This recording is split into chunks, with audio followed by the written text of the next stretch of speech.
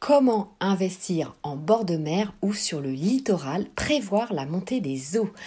Bonjour à toutes, bonjour à tous, ici Sophie Vergès, je vous souhaite la bienvenue sur ce nouveau podcast. Ce nouveau podcast fait suite au podcast 61 et 77 pour la journée spéciale que je vous ai préparée sur l'investissement en bord de mer et sur le littoral. Troisième podcast, en effet, pour vous parler de la montée des eaux. Alors, ce podcast, je me suis aidée de l'enquête climat du site Reporter, R-E-P-O-R, Terre, T-E-2-R-E, site évidemment que je vous recommande, et c'est l'article d'Héloïse Lecier, excellent article dont je voulais vous partager quelques bribes, et je vous invite bien sûr à aller sur internet pour lire la totalité évidemment de l'article. Vous verrez, c'est plein d'instructions évidemment. Alors, je voulais aborder ce sujet avec vous, car je sais que certains investisseurs, certains acquéreurs, vous souhaitez investir au bord de mer ou sur le littoral. Évidemment, ça fait toujours rêver, mais attention, il faut prévoir, bien sûr, la montée des eaux avec le réchauffement, évidemment, climatique. C'est très important dans votre investissement. Alors, un site internet évidemment de référence que vous pouvez aller voir, accompagné de votre notaire bien sûr si vous le souhaitez, c'est le site Géorisque où vous avez justement l'interactivité des cartes pour voir évidemment la montée des eaux. Donc c'est très important. Vous avez des cartes interactives aussi sur internet qui font des prévisions pour connaître la montée des eaux à 10, 20 ou 30 ans. Alors évidemment c'est prédictif, mais c'est très important d'avoir évidemment connaissance de ce sujet. Un diagnostic immobilier qui va vous aider, c'est bien sûr l'ERP, l'état des risques et des pollutions déjà, pour savoir si la zone est inondable. Et je vous invite bien sûr à écouter le podcast précédent que je viens de vous enregistrer. C'est évidemment le podcast 77, comment investir en zone inondable, puisque nous sommes sur le podcast 78 de la première saison. Allez, rentrons évidemment dans le vif du sujet. Alors, la montée du niveau de la mer, évidemment, va être de plus importante. Elle a des répercussions sur le littoral français, et donc les scientifiques prévoient différents scénarios même, on devrait dire. Et évidemment, je voulais évoquer ce sujet avec vous pour vous sensibiliser, évidemment, sur ce sujet. Donc, ça va être une érosion de la côte, ça va être bien sûr des submersions qui vont être de plus en plus fréquentes, et ça va avoir des implications et des répercussions, des conséquences sur l'intérieur des terres. Donc vous voyez que il faut quand même avoir une certaine appétence aussi sur ce sujet, vous informer aussi sur ce sujet en tant qu'investisseur. Évidemment, investir en immobilier, c'est pas juste des chiffres, juste regarder le prix du loyer que vous allez percevoir, mais bien sûr aussi tout cet environnement dont il faut percevoir tous les tenants et les aboutissants. Alors, donc, quelles vont être les conséquences évidemment de cette montée des eaux ? Alors, évidemment, on s'aperçoit que c'est la température de l'océan qui va augmenter, et donc le niveau va continuer à augmenter au cours du 21e siècle. De toute façon, malheureusement, quoi qu'il arrive et quoi que nous fassions. Alors, les scientifiques et les chercheurs nous disent que même si on réduit donc drastiquement les émissions de gaz à effet de serre, le niveau de la mer augmentera d'environ 40 cm d'ici 2100. Donc 40 cm, c'est quand même pas une paille. Alors, qui nous parle de cela ? C'est un chercheur du laboratoire d'études en géophysique et océanographie, spatiale de Toulouse, Toulouse, Monsieur Benoît Messignac, qui est co-auteur du rapport spécial Océan et Cryosphère du groupe d'experts intergouvernemental sur l'évolution du climat, c'est le fameux GIEC, G-I-E-C, et donc qui nous explique évidemment, qui va nous résumer les différents scénarios pour que nous puissions évidemment nous projeter. Donc ce rapport, eh bien, je vous recommande d'aller le lire pour évidemment vous informer. Alors dans un scénario de faible réduction de gaz à effet de serre, le plus probable aujourd'hui, puisque vous savez que les différents gouvernements traînent quand même un peu la patte sur ce sujet, eh bien d'après lui, cela va augmenter d'environ 85 cm et plus ou moins 25 cm. Donc on a quand même cet aléa, mais qui est quand même pas neutre, même 25 cm évidemment. Évidemment, c'est toujours ça. Mais là, si ça monte autant, évidemment, ça devient catastrophique. Donc, ces différents scénarios ont quand même un taux de probabilité de 83%. Donc, je suis pas très matheuse, mais 83%, évidemment, c'est très important. Donc, soyez vraiment très attentifs à cela. Alors, il nous dit également qu'une fonte rapide et inattendue de l'Antarctique provoquera une augmentation de niveau de la mer de 10 cm en plus. Alors ça a une faible probabilité, mais évidemment un fort impact. Donc évidemment on s'aperçoit aussi que tous les scientifiques, les chercheurs, n'ont pas tous les mêmes idées sur le sujet. Donc dans ce cas de figure extrême, l'élévation de la mer pourrait atteindre 1,10 m d'ici 2100. D'ici 2100. Alors vous allez me dire, Sophie, oui, mais moi en 2100, je serai plus là. Moi non plus d'ailleurs, certainement.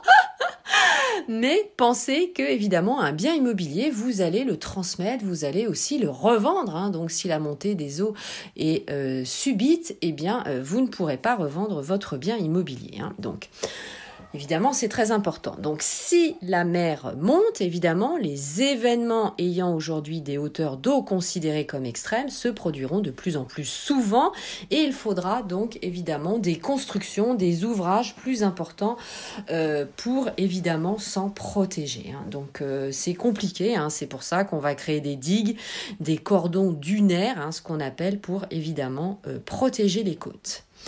Alors, un autre organisme qui fait des études, qui vous a réalisé une carte, c'est le Bureau de recherche géologique et minière, le BRGM, qui a réalisé une carte avec des données topographiques plus précises. Donc, vous pouvez, bien sûr, si cela vous intéresse, aller voir cette carte. Alors, on s'aperçoit également que les zones basses ne sont pas les seules concernées par le changement climatique. Il faut se préparer partout dans le monde à plus d'érosion. Ça veut dire quoi? Ça veut dire que les falaises, les plages continueront bien sûr à perdre du terrain. L'érosion est cependant un phénomène naturel lié au mouvement des vagues, mais qui peut être accentué par évidemment les installations humaines sur le littoral. Donc, il peut y avoir par exemple aussi des plages, ce qu'on appelle en accrétion, c'est-à-dire un petit gain de terre sur la mer, mais de manière générale, les vagues et les marées apportent moins de sable qu'auparavant. Voilà.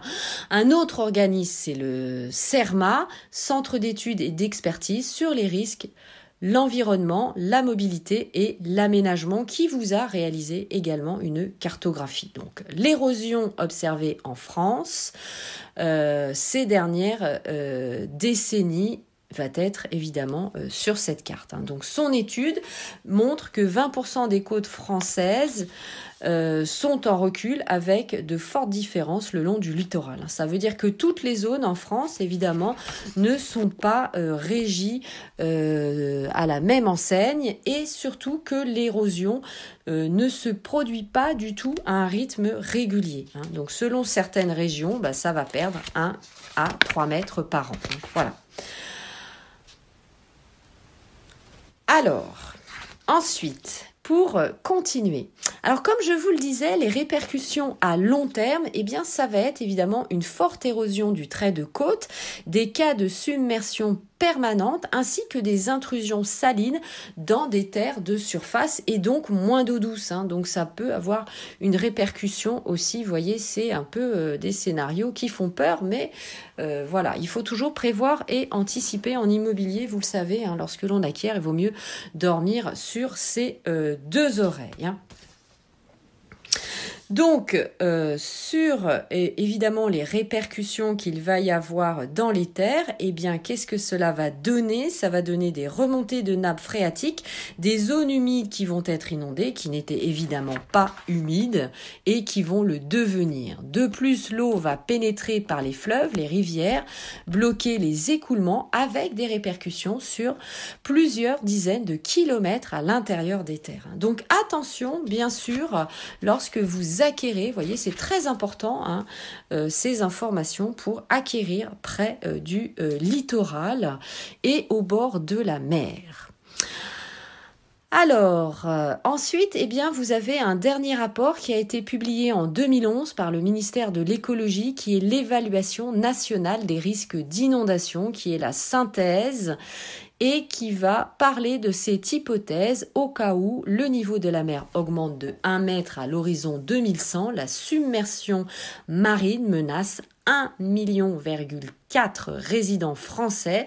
Ça va être les départements de la Gironde, la Loire-Atlantique, la région Seine-Maritime, le Nord, le Pas-de-Calais. Donc vous voyez, ça menace évidemment notre métropole. Il faut savoir que l'État a mis en place un plan de submersion rapide et notamment c'est ce qu'on appelle les PPRL. Ce sont des plans de prévention des risques littoraux et qui touchent 303 communes. Donc, vous avez des cartes qui sont identifiées et vous allez retrouver donc cette carte interactive sur le site Géorisque. C'est là où je vous parlais, bien sûr, que votre notaire est tout à fait à même de vous expliquer ces cartes pour l'augmentation. Donc, n'hésitez pas, bien sûr, évidemment, à vous renseigner auprès de professionnels aguerris. Alors bien sûr, tout cela, il faut le prendre en compte puisque vous allez avoir la température qui va monter et s'il y a une augmentation par exemple de 2 degrés, eh bien vous pouvez avoir des élévations du niveau de la mer de 1 mètre en 2100, de 2 mètres en 2200, voire 3 mètres. Donc évidemment, vous voyez, ça a vraiment des conséquences sur votre futur projet immobilier. Alors avant évidemment de vous remercier de m'avoir écouté, vous pouvez échanger avec moi sur mes différents réseaux sociaux.